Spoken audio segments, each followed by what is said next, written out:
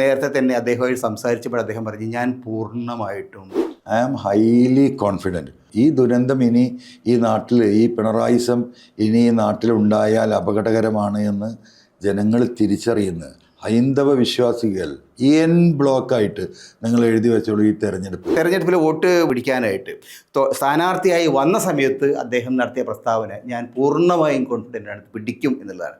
ഇപ്പോൾ വോട്ടെടുപ്പ് കഴിഞ്ഞതിന് ശേഷം അദ്ദേഹത്തിൻ്റെ ഏറ്റവും അടുത്ത അനുയായികൾ, ഏറ്റവും അടുത്ത ആളുകൾ പറയുന്നത് 6000-നും 7000-നും ഇടയിൽ വോട്ട് നേടി, ഭൂരിപക്ഷം നേടി യഥാർത്ഥത്തിൽ അൻവർ വിജയിക്കും എന്നുള്ളതാണ്.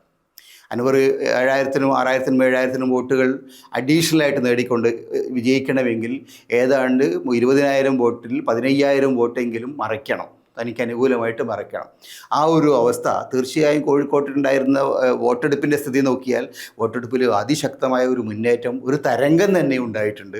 കോഴിക്കോട് ജില്ലയാണ് ഏറ്റവും കൂടുതൽ വോട്ട് ശതമാനം കൂടിയ ജില്ലകളിലൊന്ന്. ബേപ്പൂരും അതിശക്തമായിട്ടുള്ള വോട്ടെടുപ്പ് നടന്നിട്ടുണ്ട്.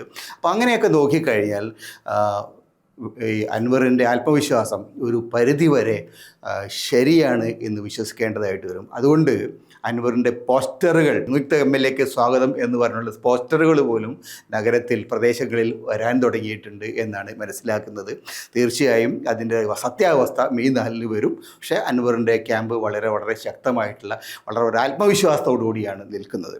അതേപോലെ തന്നെ മറ്റ് മിക്കവാറും മണ്ഡലങ്ങളിൽ LDFൻ്റെ ഭാഗത്ത് ഒരു വലിയ മ്ലാനത, കാര്യങ്ങൾ കൈവിട്ടുപോയ ഒരവസ്ഥയാണ് എന്നൊരു തോന്നൽ വളരെ വ്യാപകമായി കാണുന്നുണ്ട്. അത് കോഴിക്കോട് ജില്ലയിൽ മാത്രമല്ല, മറ്റു പല ജില്ലകളിലും, വടക്കൻ മലബാറിലെ പല ജില്ലകളിലും യഥാർത്ഥത്തിൽ സംഭവിക്കുന്നുണ്ട്. തളിപ്പറമ്പിൽ TK ഗോവിന്ദന് അനുകൂലമായി നിയുക്ത MLAക്ക് സ്വാഗതം എന്ന് പറഞ്ഞുകൊണ്ട് വലിയ പോസ്റ്റർ ഉയർന്നു കഴിഞ്ഞു. അതേപോലെ തന്നെ പയ്യന്നൂരടക്കമുള്ള പ്രദേശങ്ങളിലും CPMൻ്റെ അടിത്തറ തകരും എന്ന ഒരു പ്രതീക്ഷയോടുകൂടിയാണ് പലരും നിൽക്കുന്നത്. അതിനുള്ള സാധ്യതകൾ ഉയർന്നു വരുന്നുണ്ട് എന്ന് പറയുന്നു.